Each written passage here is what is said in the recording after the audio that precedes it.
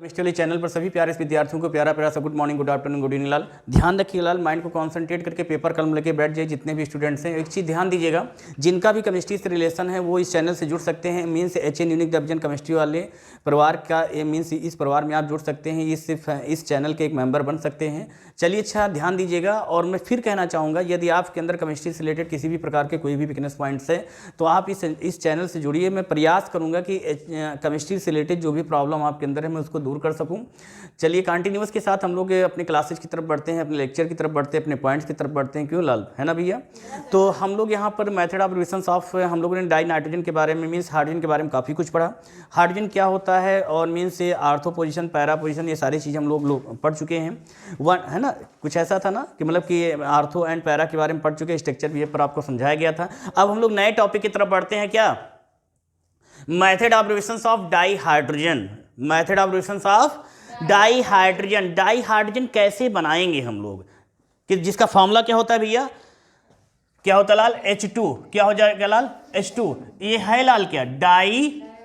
Di hydrogen. आ गई बात समझ में? मतलब कि method of reactions of di hydrogen. Di hydrogen हम लोग कैसे बनाएंगे, जिसका फॉर्मूला क्या होता है लाल? H2। आपने नोटिस किया लाल, ये किस फॉर्म में है? एटॉमिसिटी फॉर्म में। किस फॉर्म में है?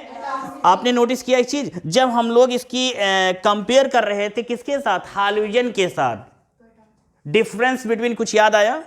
Hydrogen and hydrogen. वहां पर हाइड्रोजन किस फॉर्म में होता था? एटॉमिसिटी फॉर्म में। एटॉमिसिटी फॉर्म में मतलब लाल वहां पर X2 देखिए, यही तो एक सिमिलरिटी का पहला पॉइंट था। क्या? कि हाइड्रोजन जो है, हाइड्रोजन की तरह हाइड्रोजन भी एटॉमिसिटी को शो करता है। मतलब X2 H2, जैसे X2 वैसे H2।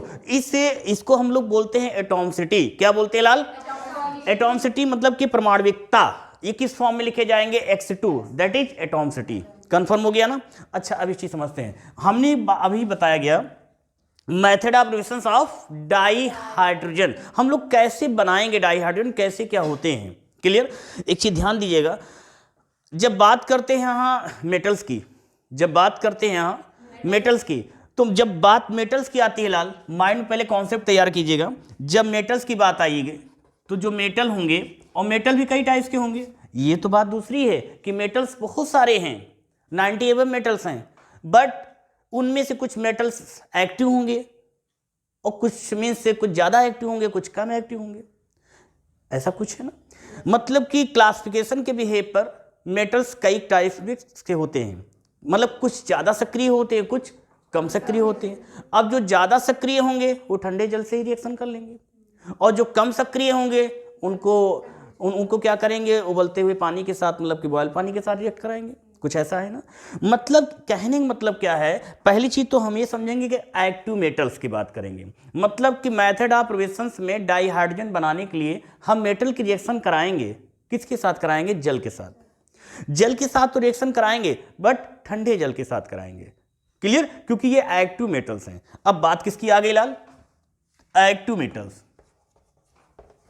Active metals.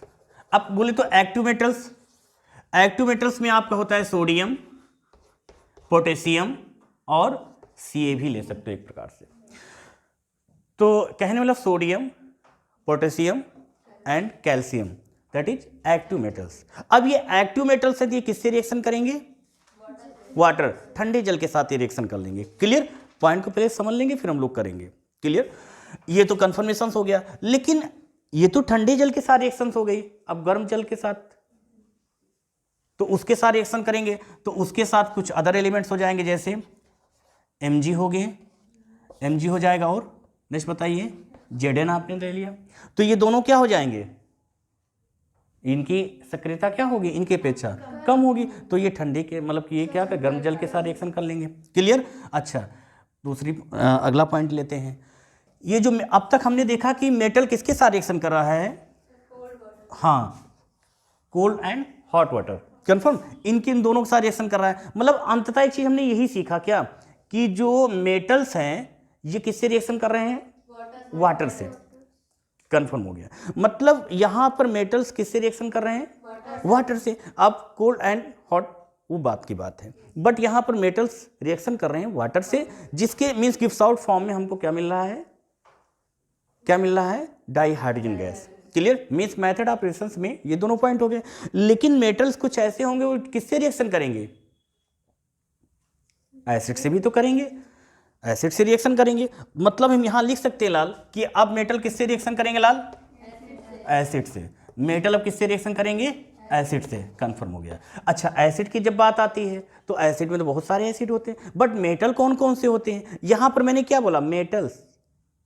क्लियर, तो जब मेटल्स की बात करेंगे तो कौन कौन से मेटल्स हो जाएंगे, सबसे पहले आपका Mg हो गया, फिर क्या हो जाएगा, आप Zn कर सकते हैं, Ca कर सकते हैं एंड Fe कर सकते हैं। क्लियर, अब जब Zn और ये Mg, Zn, कैल्शियम और आयरन, अब ये किससे रिएक्शन कर रहे हैं, एसिड से। किससे रिएक्शन करेंगे, एसिड से। क्या बना रहे हैं, H2 means dihydrogen gas. आ गई बात समझ। मतलब ये जो मेटल्स हैं ये एसिड से रिएक्शन करेंगे, क्लियर, और क्या बनाएंगे, डाई हाइड्रोजन गैस। ये जो मेटल्स हैं ये वाटर से रिएक्शन करेंगे, क्या बनाएंगे, मतलब अंततः क्या बना रहे हैं। हमने एक चीज सीखा यहां पर, क्या कि मेटल्स किससे रिएक्शन कर रहा है, वाटर से। क्या बना रहा है गिब्स आउट फॉर्म में, di hydrogen. Means metal react कर रहा है एसिड से, क्या बना रहा है लाल। अब बात किसकी करेंगे, स्ट्रॉन्ग बेस, है ना, मतलब जो प्रबल क्षारक होते हैं, मतलब उनकी बात करेंगे, उनसे कैसे रिएक्ट करेंगे। तो उनसे ध्यान दीजिएगा, सोडियम एंड Mg ले लिया हमने, और अदर कोई बताइए, Mg ले लिया, बेरिलियम ले लिया जैसे, है ना, या Na ले लीजिए आप, स्ट्रॉन्ग है ना Na। तो ये किससे रिएक्शन कर रहा है, स्ट्रॉन्ग बेस। तो स्ट्रॉन्ग में कौन होता है, NaOH हो गया, KOH हो गया, potassium hydroxide and sodium hydroxide, sodium hydroxide and potassium hydroxide, ये स्ट्रॉन्ग बेस होते हैं। आप इनको लिख लेंगे, ये कैसे होते हैं लाल, ये स्ट्रॉन्ग बेस होते हैं, स्ट्रॉन्ग बेस होते हैं। दैट इज ये एक्टिव मेटल्स से रिएक्ट होते हैं, किससे होते हैं, ये स्ट्रॉन्ग बेस से रिएक्ट करेंगे। कंफर्म, क्लियर, सारे पॉइंट समझ में आ गए। अभी इसके बारे में थोड़ा और डीपली पढ़ेंगे। तो ये चीज आपके सामने एक रफली एक इंडेक्स बन गया, जिसमें हम लोग क्या है, पहले मेटल्स की रिएक्शन कराएंगे, एक्टिव मेटल्स की रिएक्शन कराएंगे सोडियम, पोटेशियम, कैल्शियम के साथ में। तो हम लोग वहाँ पर गिब्स आउट फॉर्म में क्या बना के तैयार करेंगे, डाई हाइड्रोजन गैस बना के तैयार करेंगे, जिसका फॉर्मूला H2 होता है। फिर हम लोग क्या करेंगे कि कुछ मेटल्स और होंगे, उनकी रिएक्शन हम जल के साथ कराएंगे, जल के साथ कराएंगे, लेकिन वो कैसा होगा, वो गर्म जल होगा, उसके साथ रिएक्ट करवाएंगे। क्यों करवाएंगे, गर्म जल के साथ क्यों करवाएंगे, क्योंकि इनकी सक्रियता उतनी ज़्यादा नहीं है, मतलब कम होती है। तो क्या करेंगे, गिब्स आउट फॉर्म में हमको क्या बनेगा लाल, ये H2 गैस ही बनाएंगे। क्या बनाएंगे लाल, H2 गैस। लेकिन फिर क्या करते हैं, मेटल जो करते हैं किससे रिएक्शन करेंगे, ये आपके एसिड से रिएक्शन करेंगे, एसिड में रिएक्शन करेंगे, HCl हो गया, सल्फ्यूरिक एसिड हो गया, है ना, उनके साथ रिएक्ट कराएंगे तो अंततः क्या बनेगा, H2 ही बनेगा। फिर हमने देखा कि मतलब कि ये सोडियम हाइड्रोक्साइड क्षार के साथ भी रिएक्शन करवाएंगे इनकी, और जब क्षार के साथ रिएक्शन करवाएंगे तो क्या बनेगा, वो चीज़ हम लोग देखेंगे। नई बात समझ आई, क्लियर हो गया ना। तो आप लोग कुछ करके दिखाओगे, एक दो रिएक्शन, कुछ रिएक्शन करके दिखाओगे आप लोग, 1 मिनट का टाइम दे रहा हूँ, करके दिखाओ आप लोग, जल्दी से करो। किसके साथ, सोडियम के साथ कराइए, जल से कराना है ना, वाटर से कराना है। वाटर का फॉर्मूला क्या होगा, H2। देखिए सबसे पहले कौन करके दिखाता है,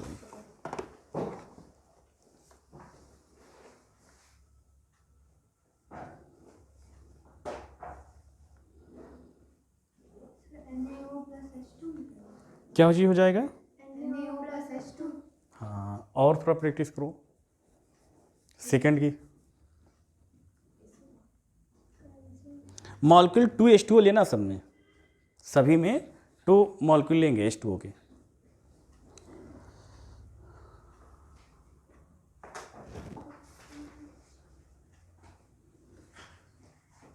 नहीं समझ में आया क्या, नहीं ना आया, मैं बताऊं एक बार, बता दिया जाए क्या, एक मैं बता दे रहा हूँ, बाकी आप करेंगे। चलिए, अच्छा,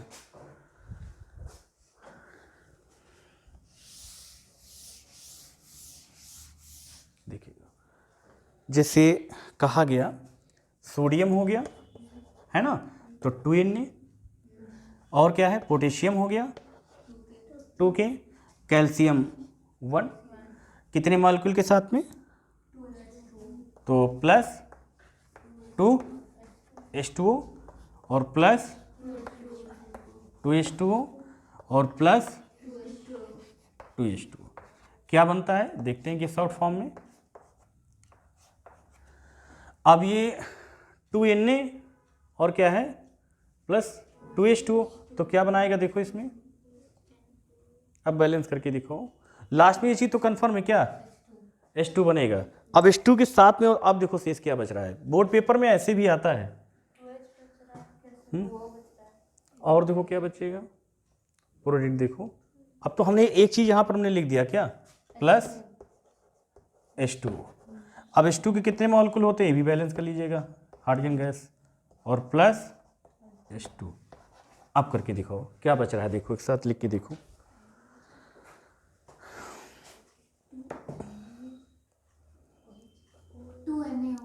टू Na कंफर्म, क्लियर बताइए, 2NaOH कैसे बैलेंस करेंगे, चलिए आइए देखते हैं। 2NaO मतलब चाहिए सी बात है, बैलेंस है ना, तो यहां पर क्या लिखेंगे 2NaOH, यहां पर 2KOH, यहां पर CaOH का होल ट्वाइस होगा, है ना, CaOH का होल ट्वाइस। नहीं रिएक्शन करना आपको आया कि नहीं आया, नहीं समझ में आया फिर बताइए, मैं आपको समझाऊं फिर से, हैं सब समझ में आ गया सब लोगों को।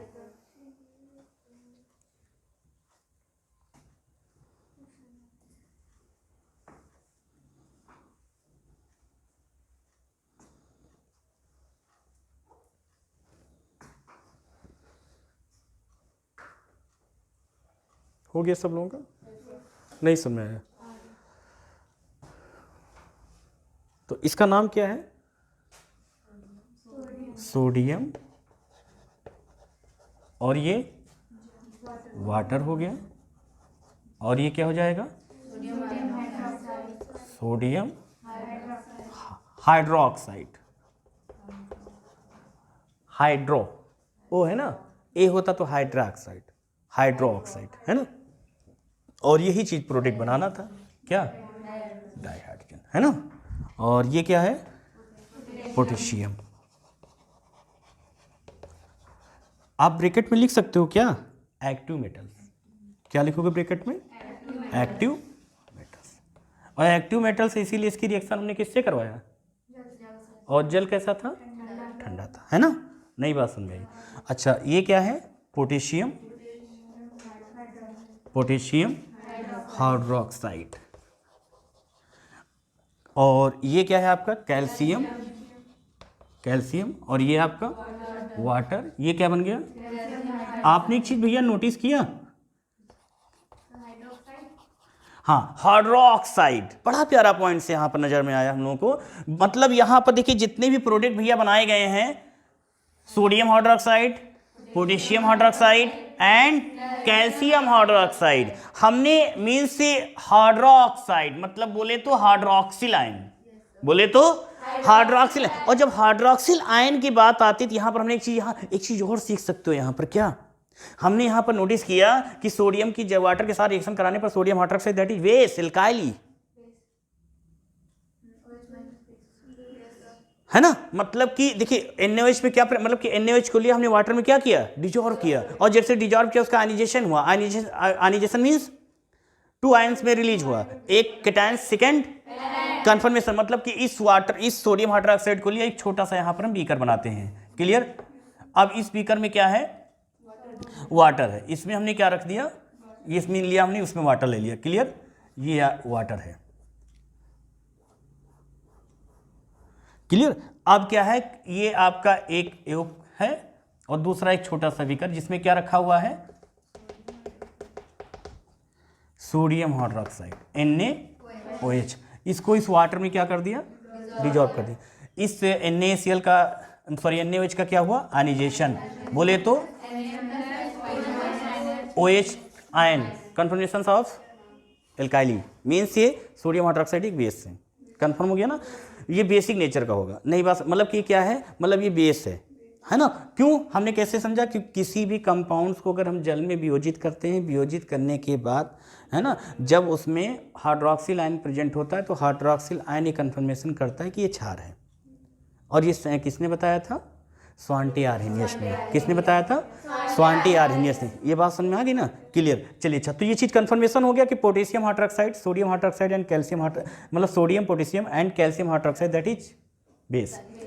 क्यों, ऐसा क्यों, क्योंकि इन सभी कंपाउंड्स को जब हम क्या करते हैं, वाटर में डिजॉल्व करते हैं तो इनका आयनाइजेशन होता है। आयनाइजेशन होने पर मीन्स टू आयंस में रिलीज होते हैं cations and anions. Cations means बोले तो क्या होंगे आपके एक्टिव मेटल्स जो होंगे, sodium ion, potassium ion and calcium ion. जो सेकेंड होगा वो क्या होगा, हाइड्रोक्सिल आयन। और हाइड्रोक्सिल आयन के प्रेजेंटेशन से ही कंफर्मेशन करता है क्या, ये बेस है ना। किसने बताया था, स्वांटी आर्हेनियस ने। कंफर्मेशन हो गया ना, तो ये पॉइंट सभी लोगों को समझ में आ गया ना।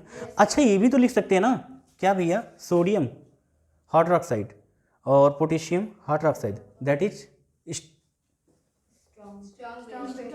आ गई बात समझ। मतलब ये प्रबल क्षारक होते हैं। कैसे होते हैं, ये प्रबल, ये स्ट्रांग होते हैं। जब आपसे कोई पूछे कि स्ट्रांग कौन से होते हैं तो आप क्या बताएंगे, NaOH एंड KOH। और कोई पूछेगा ऐसा क्यों, तो आप ये भी बताइएगा कि सोडियम एंड पोटेशियम जो होते हैं इनकी रिएक्टिविटी बहुत ज़्यादा होती है, इसीलिए उनको ये एटमॉस्फेयर में जाते ही रिएक्ट कर लेते हैं, इसीलिए इनको कहाँ रखते हैं, केरोसिन में रखते हैं, मिट्टी के तेल में रखा जाता है ना। इनकी सक्रियता क्या होती है, बहुत ही ज़्यादा होती है, इसीलिए क्या बनाते हैं, स्ट्रांग बेस बनाते हैं। कंफर्म हो गया ना, क्लियर हो गया। चलिए अच्छा, अब बात करते हैं किसकी तरफ, नेक्स्ट पॉइंट की तरफ। ये तो आपकी बात की गई ठंडे जल के साथ, अब हम लोग किसके रिएक्शन कराएंगे, गर्म जल के साथ। तो करके दिखाएंगे, इसको रब कर दूं मैं।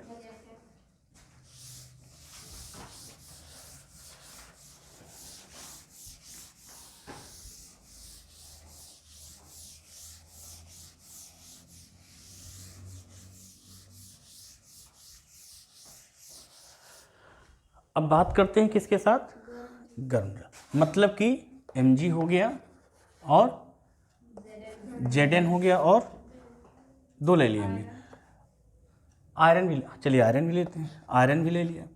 अब क्या बताइए, आयरन लेके एल्यूमिनियम लेते, आयरन तो दैट इज जो उसके साथ एसिड के साथ रिएक्ट करेगा यहाँ पर, है ना। तो एल्यूमिनियम ले सकते हो, क्या, एल्यूमिनियम। तो किसके साथ रिएक्शन कराना है यहाँ पर, वहाँ पर लिखोगे H2 और ये प्लस H2 और प्लस H2O तो नहीं जाएगा, ये जाएगा 3H2O। क्यों जाएगा अभी हम लोग कंफर्मेशन करेंगे, क्योंकि एल्यूमिनियम पर चार्ज डिपेंड ऑफ 3, याद आया, वो depend of group number that is valence electrons in present of maximum electrons number, boron family, है ना। Aluminium, gallium, indium and thallium, है ना। क्या था ट्रिक, एलिमेंट्स नेम क्या है उनके, हाँ जबरदस्त, हाँ boron, aluminium, gallium, indium and thallium, है ना। चलिए अच्छा, तो इनकी रिएक्शन जब इनके साथ होगी क्या, अब आप लोग थोड़ा फोकस कीजिए,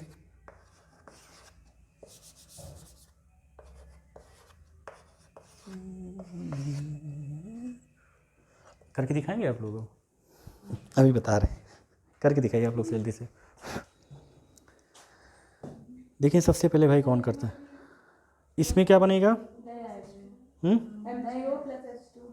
Mg, बिल्कुल जी लेंगे, कोई दिक्कत तो नहीं आई, समझ में आ गया।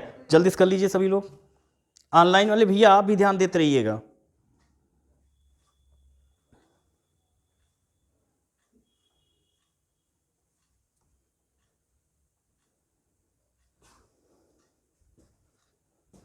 हो गया सब लोगों का,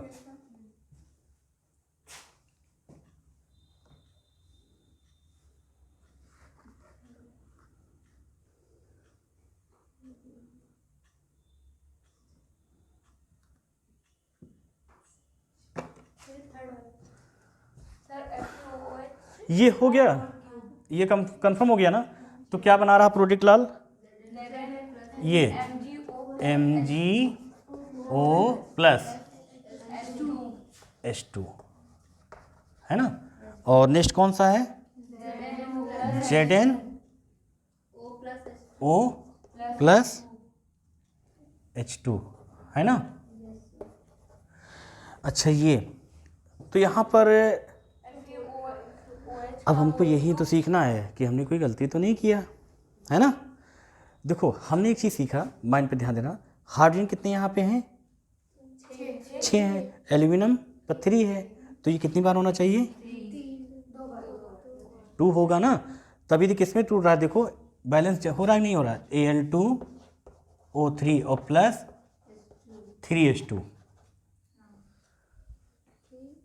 भाई 3 इंटू देखो 3 इंटू 2 इज इक्वल टू 6, तो 3 into 2 is equal to 6, oxygen number 3 और 3A और एल्यूमिनियम 2 Al2।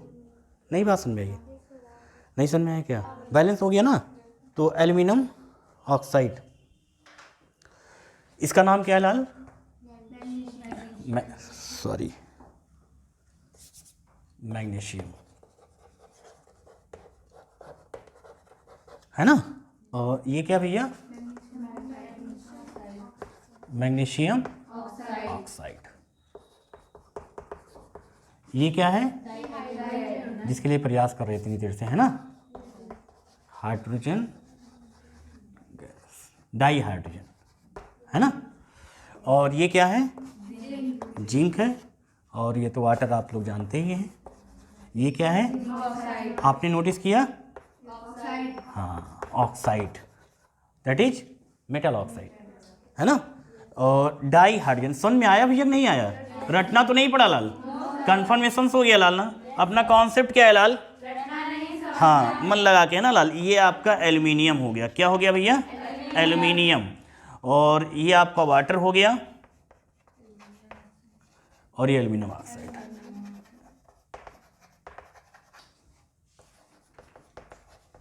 और ये क्या हो गया लाल? गैस। मेथड ऑफ रिएक्शन किसकी चल रही लाल?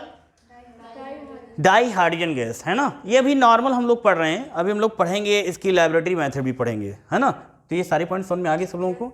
एक चीज नोटिस कीजिएगा लाल, क्या? ऑक्साइड। कंफर्म?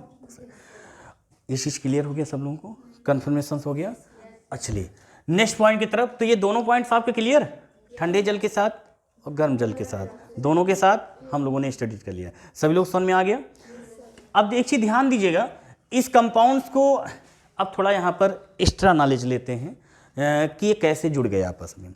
हम लोग आईसी पढ़ रहे हैं, तो ये depend of ionisation, means ions पर डिपेंड होते हैं, इलेक्ट्रोवैलेंट बॉन्ड बनाते हैं। मतलब एक चीज़ ध्यान रखिएगा, अगर इस कंपाउंड को हम लेंगे जल में, इसको डिजॉल्व कर देंगे, तो अगर इस पर ये आयन आ रहे हैं तो समझ जाना ये आयनिक कंपाउंड है। मतलब जैसे हमने एक एग्जाम्पल दिया लाल, NaCl, हमने एग्जाम्पल दिया KCl, एग्जाम्पल दिया गया NaOH, फिर KOH, फिर भैया MgOH का होल ट्वाइस, फिर भैया CaOH का होल ट्वाइस, फिर लाल MgO, फिर भैया कैल्शियम। ऐसे फॉर एग्जांपल में और भी कई सारे एग्जांपल हो सकते हैं। हम यहाँ पर सिर्फ आपको ये चीज़ समझाना चाहते हैं कि ये जो आयनिक कंपाउंड्स होते हैं, मीन्स से इनको अगर हम वाटर में डिजॉल्व करते हैं तो इनका आयनाइजेशन हो जाता है, मीन्स ये आयंस में रिलीज होते हैं, कैटायंस एंड एनायंस। और हमको ये चीज़ पता है कि कैटायंस एंड एनायंस की जब बात आती है, एक चीज़ तो आप लोगों को भी मालूम होगा, केमिस्ट्री सब्जेक्ट थोड़ा टफ लगता है, इसको बातों बातों में बिल्कुल इजी लैंग्वेज में पढ़ा जाए तभी हम लोग समझ सकते हैं। आप लोग भी भैया ध्यान दीजिएगा, ऑनलाइन जो भी दूरदृष्टि हैं और आपके कांटेक्ट में जितने लोग हैं, चैनल को शेयर कीजिए, ज़्यादा से ज़्यादा लोगों तक शेयर कीजिए। और केमिस्ट्री से रिलेटेड जो भी वीकनेस है मैं उसको दूर करने का प्रयास करूँगा। सब्जेक्ट ये एक ऐसा है कि इसको हम बड़ी ही बहुत ही सरलता के साथ हम लोग पढ़ने का प्रयास करते हैं, समझाने का यहाँ पर मैं प्रयास करता हूँ आप लोगों को। फिर भी अगर कहीं पर कोई पॉइंट्स नहीं समझ में आता तो आप बेहिचक होकर आप क्वेश्चन पुटअप कर सकते हैं। ऐसा नहीं कि आप ऑनलाइन दूरदृष्टि हैं तो आप, है ना, लेकिन यदि आप लोकल में हैं तो क्लासेज ले सकते हैं, क्योंकि ऑफलाइन क्लासेज की बात ही कुछ और होती है। चलिए अच्छा ध्यान देते हैं। तो यहाँ पर हमने देखा कि जो आयनाइजेशन जो कंपाउंड्स होते हैं, अगर इनको हम वाटर में डिजॉल्व करते हैं तो आयन अगर दिखते हैं तो हम लोग समझ जाते हैं कि इलेक्ट्रोवैलेंट कंपाउंड्स हैं। ये इलेक्ट्रोवैलेंट कंपाउंड्स की पहचान दैट इज आयनिक कंपाउंड्स, इनको बोलते हैं आयनिक कंपाउंड्स। इसीलिए बोलते हैं क्योंकि ये आयन शो करते हैं। तो जितने भी आपने देखा लाल, मैग्नीशियम ऑक्साइड की बात करें, चाहे कैल्शियम ऑक्साइड की बात करेंगे, चाहे सोडियम क्लोराइड की बात करेंगे, चाहे पोटेशियम क्लोराइड की या सोडियम हाइड्रोक्साइड की बात, इनमें से किसी की भी हम बात करते हैं तो ये क्या है, ये आयन के थ्रू आपस में जुड़े हैं। और हमको पता है कि कोलम्बिक चार्ज मतलब कि इलेक्ट्रोस्टैटिक फोर्स इनके बीच में लगता है ना, जो आयनिक कंपाउंड्स होते हैं। अब ये यहाँ पर MgO, अब ये चीज़ तो हम लोग समझ चुके हैं कि जो ये कंपाउंड्स हैं, इनको, इन सभी कंपाउंड्स को हम लोग शॉर्ट फॉर्म में बोल सकते हैं आयनिक कंपाउंड्स।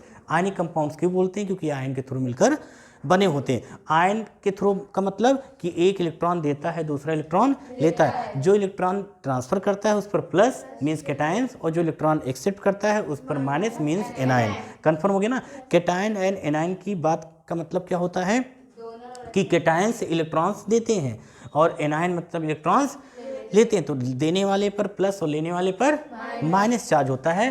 तो यहाँ पर ये चीज़ तो समझ में आ गई। और छोटी सी बात यहाँ पर और बातों बात हम समझ लेते हैं हम लोग कि भाई जाहिर सी बात है, हम जितने इलेक्ट्रॉन किसी को देंगे तो उस पर कितने चार्ज आएंगे, उतने ही चार्ज आएंगे जितने इलेक्ट्रॉन हम किसी को ट्रांसफ़र करते हैं। और जब बात आती है लेने की तो हम उतने ही हमारे ऊपर माइनस होंगे जितने इलेक्ट्रॉन्स हम लेंगे, है ना। मतलब कि जैसे फ्रेंड सर्किल में, जैसे सपोज दैट एग्जांपल ध्यान दीजिएगा कि जैसे आप किसी को 2 रुपये देते हो, तो आपने किसी को 2 रुपये दिए हैं ना, है ना, तो आप पर प्लस के 2 चार्ज आ गए। और उस 2 रुपये को किसी ने लिया है तो उस पर माइनस के 2 चार्ज आ गए। क्या ऐसा कहीं होता है कि आप किसी को 2 रुपया देते हो, सामने वाले को आपने 2 रुपये दिए और सामने वाले ने कहा मुझको 1 रुपये दिए, मतलब उसके ऊपर -1 चार्ज शो कर रहा है? मतलब उसने लिख दिया 1 रुपया मुझे दिया, आपने दिया कितना उसे 2, तो ये कॉम्बिनेशन बन रहा है? नहीं। कॉम्बिनेशन तभी बनता है जब आयन नंबर्स क्या होते हैं, ए सेम मीन्स इक्वल होते हैं। सेम नहीं बोलेंगे, इक्वल। यही सारी कमियां हम लोग सुधारेंगे अपने में। मतलब चार्ज नंबर क्या होते हैं उनके, इक्वल होते हैं, बट उनके चार्ज क्या होते हैं, डिफरेंस। एक कैटायन होता है, दूसरा एनायन होता है। Charge number equal but charge difference means एक कैटायंस दूसरा एनायंस। ये बात समझ में आ गई ना। चलिए अच्छा ध्यान देते हैं लाल। तो यहाँ पर हम सपने में भी गलती से भी यहाँ पर MgO नहीं लिख सकते हैं। आ गई बात समझ में। MgO मतलब Mg2O नहीं लिख सकते हैं, ओनली MgO ही लिखेंगे। क्यों? क्योंकि आयनिक कंपाउंड्स हम लोग, इलेक्ट्रोआयनिक कंपाउंड्स हम लोग पढ़ चुके हैं। इलेक्ट्रोआयनिक कंपाउंड्स क्या कहता है, आयन नंबर इक्वल होने चाहिए, आयन नंबर्स इक्वल होने चाहिए और चार्ज डिफरेंस होगा। अब यहाँ पर जैसे इस कंपाउंड्स को हमने लिया, यहाँ पर जूम करके देख रहे हैं MgO magnesium oxide, magnesium oxide. और जब मैग्नीशियम ऑक्साइड की लाल बात आती है तो मैग्नीशियम ऑक्साइड का आयनाइजेशन करेंगे आप, तो ये Mg पर प्लस के ऐसे शो करो, +2 मीन्स प्लस प्लस, और ऑक्सीजन पर माइनस चार्ज, तो कॉम्बिनेशन बन रहा है। क्लियर। मैग्नीशियम और मीन्स मैग्नीशियम ने अपने outermost shell that is valence shell में प्रेजेंट इलेक्ट्रॉन्स नंबर को ये ट्रांसफर कर रहा है किसको, ऑक्सीजन के पास। इसलिए मैग्नीशियम पर प्लस के 2 चार्ज और ऑक्सीजन पर माइनस के 2 charge. Charge number equal but charge difference. क्यों? क्योंकि जो इलेक्ट्रॉन ट्रांसफर करता है उस पर प्लस, और जो ट्रांसफर किए गए इलेक्ट्रॉन को एक्सेप्ट करता है उस पर माइनस के 2 चार्ज। कंफर्म हो गया ना, क्लियर हो गया। अच्छा अभी मैंने बताया क्या हम यहाँ पर ये गलतियाँ, ऐसी ही गलतियाँ हम लोग करते हैं कि क्या यहाँ पर हम इस चीज़ को क्या Mg2O लिख सकते हैं? आप कहेंगे नहीं। क्यों? क्योंकि मैग्नीशियम यहाँ पर कितने हो गए, 2।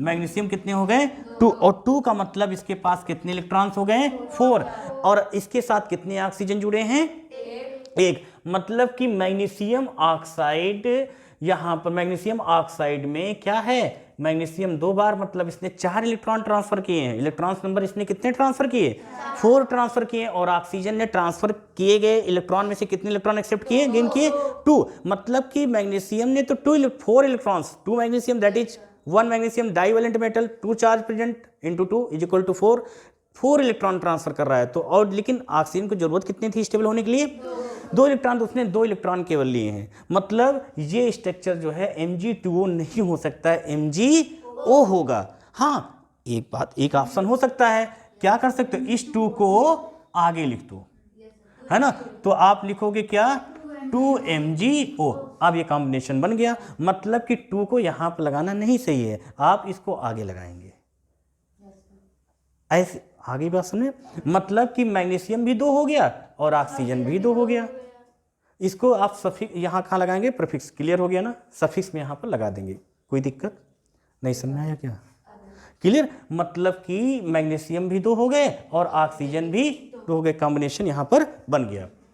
हाँ, ये बात किसके लिए बताई गई लाल, ये डाई वैलेंट मेटल के लिए, किसके लिए बताई गई, divalent metal. Divalent metal बोले तो ऐसे मेटल्स जिन पर प्लस के 2 चार्ज, ऐसे मेटल्स जो अपने आउटर मोस्ट सेल या वैलेंस सेल में प्रेजेंट इलेक्ट्रॉन्स कितने ट्रांसफर कर रहे हो, 2, और जब 2 इलेक्ट्रॉन ट्रांसफर करेंगे तो डाई वैलेंट मेटल, क्यों, सही है, दैट नालायक, कंफर्म हो गया ना।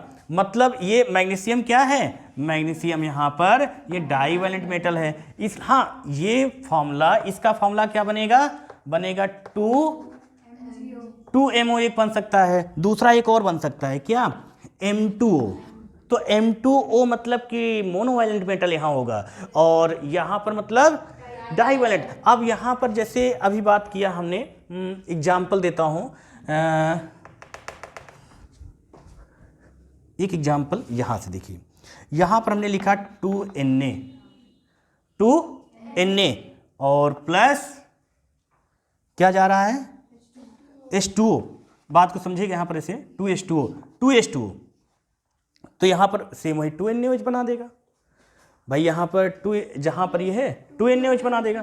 लेकिन यहाँ पर बात समझिएगा, मतलब इस चीज़ को मैं यहाँ पर ऐसे समझाने का प्रयास कर रहा हूँ कि ध्यान दीजिएगा,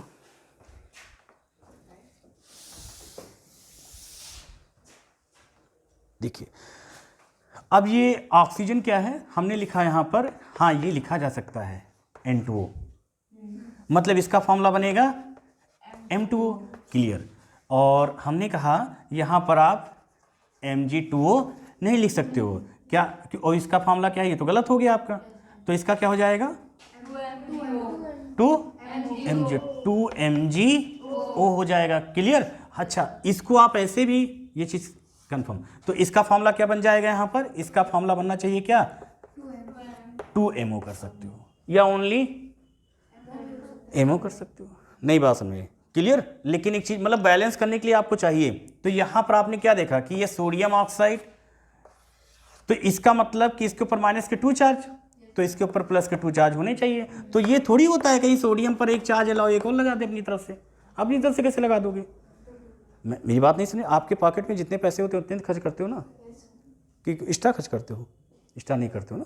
मतलब क्या है, सोडियम पर कभी भी गलती पर प्लस के 2 चार्ज आप नहीं देखोगे, आप हमेशा कौन सा चार्ज देखोगे, प्लस का एक ही चार्ज देखोगे, plus he charge, but charge number 1, 2 नहीं देखोगे। इसलिए क्या करोगे, इसको आप 2 कर सकते हो, मतलब ये ऑक्सीजन के साथ जुड़ेगा तो क्या 2 होंगे यहाँ पर, मतलब क्योंकि ऑक्सीजन कितने इलेक्ट्रॉन्स चाहिए, 2 इलेक्ट्रॉन चाहिए, सोडियम के पास होते कितने, 1 हैं, तो सोडियम कितने होंगे 2। तो ऐसे ही सभी एलिमेंट्स में, सभी ही परमाणु के साथ होती है बात, कॉम्बिनेशन करना आ गया। मतलब ये ऐसा थोड़ी होता है कि हम मन की बात होती है, मन से कहाँ केमिस्ट्री पढ़ते हैं हम लोग, सीरियस होके पढ़ते हैं ना, ऐसा कुछ है नहीं। मतलब ये थोड़ी होता है हम नहीं मानेंगे, लो भैया यहाँ पर 3Na कर दे, यहाँ पर हम कर देंगे क्या Mg4O कर देंगे, ये कौन सी बात हो गई, Mg4 कर दिया आपने। आप यहाँ पर कितने 2 पर मैग्नीशियम पर कितने चार्ज होते हैं, और 4 से मल्टीप्लाई कर दो, 8 हो गया ना। तो ऑक्सीजन को जरूरत कितने थे, तो बाकी सब कहाँ गए, बात को समझे। मेरे कहने मतलब कि हम लोग अपने अकॉर्डिंग ऐसे नहीं लिख देते, इसीलिए केमिकल बॉन्डिंग चैप्टर बताया जाता है, कॉम्बिनेशन देखा जाता है, किसको कितने इलेक्ट्रॉन की जरूरत होती है। हाँ, कुछ ऐसे एक्सेप्शंस होते हैं, तो एक्सेप्शन को हम लोग धीरे धीरे करके ऐसे पढ़ते रहेंगे। तो ये सारे पॉइंट्स आप लोग समझ में आ गए, समझ में आया कि नहीं आया, कन्फर्म हो गया ना। चलिए अब हम लोग जो है मेटल्स की रिएक्शन कराएंगे किसके साथ, एसिड के साथ। मतलब मेटल की रिएक्शन किसके साथ कराएंगे, एसिड। अच्छा, मेटल क्या होते हैं सब मालूम हो गया ना सबको, मेटल की रिएक्शन किससे कराएंगे, तो क्या बनेगा, क्या बनेगा, हाँ सही बता रहे हैं, डाई हाइड्रोजन। अच्छा, गैस का सिंबल ऊपर की तरफ होता है ना, नीचे की तरफ होता है, ओ क्या, कितना आप लोग जानते हो, आप लोग पढ़ने में कितने अच्छे हो, है ना। मतलब ऊपर की तरफ होता है ना, अच्छा हम नीचे की तरफ होता है। मतलब ये हाइड्रोजन गैस का सिंबल हमेशा ऊपर की तरफ होता है, और अवक्षेप का सिंबल हमेशा नीचे। अशुद्धियाँ हमेशा बॉटम में नीचे जम हो जाती है, बैठ जाती है ना। घर में देखिए, पानी को बॉयल करो, पानी को बॉयल करते लास्ट में कुछ व्हाइट कलर के होते हैं ना नीचे, तो ध्यान रखिएगा। आज के लेक्चर में मैं केवल इतना ही रख रहा हूँ, ध्यान रखिएगा। कल के लेक्चर में कुछ और इंपॉर्टेंट सेलेक्टेड पॉइंट्स हम लोग पढ़ने का प्रयास करेंगे। और फिर भी किसी भी प्रकार का कोई भी पॉइंट यदि आपको नहीं समझ में आता है, बेशक बेचक बेधड़क कोई क्वेश्चन आप पुटअप कर सकते हैं और कंटिन्यूअस से सीरियस होकर पढ़िएगा। आपके संज्ञान में जितने भी स्टूडेंट्स हैं सभी तक चैनल को शेयर कीजिएगा। फिर भी कहीं कोई त्रुटि मीन्स कोई पॉइंट्स यदि आपको नहीं समझ में आता, बेशक बेचक बेधड़क कोई क्वेश्चन पुटअप कीजिएगा। नेक्स्ट लेक्चर की तरफ हम लोग बढ़ेंगे ऐसे ही इंपॉर्टेंट सिलेक्टेड क्वेश्चन की तरफ। Best of luck.